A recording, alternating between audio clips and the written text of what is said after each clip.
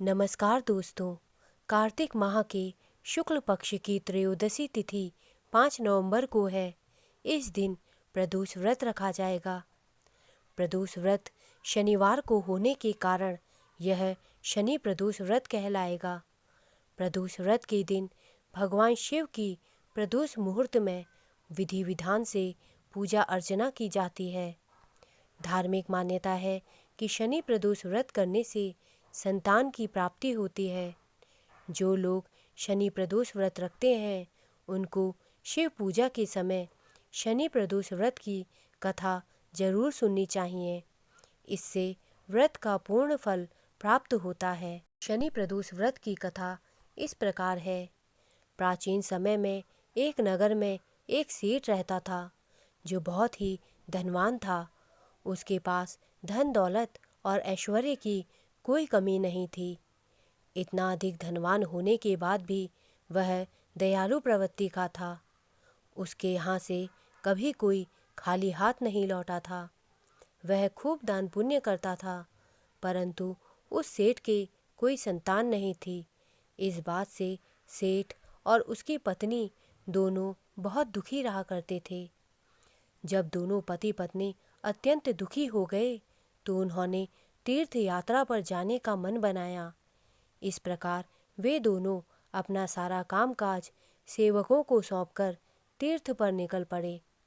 नगर से कुछ दूर निकलते ही दोनों को विशाल वृक्ष के नीचे एक तेजस्वी साधु समाधि लगाए दिखे।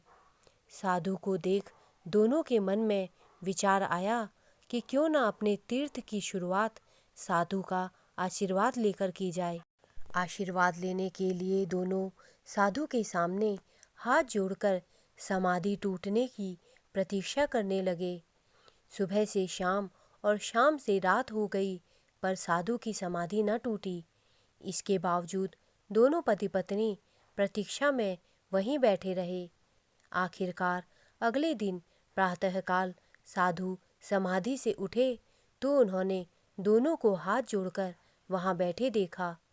इसके बाद साधु बोले कि मैं तुम्हारे अंतर मन की कथा भांप गया हूँ वत्स। मैं तुम्हारे धैर्य और भक्ति भाव से अत्यंत प्रसन्न हूँ। इसके बाद साधु ने उन्हें संतान प्राप्ति के लिए शनि प्रदोष व्रत के बारे में बताया और पूजा विधि बताई।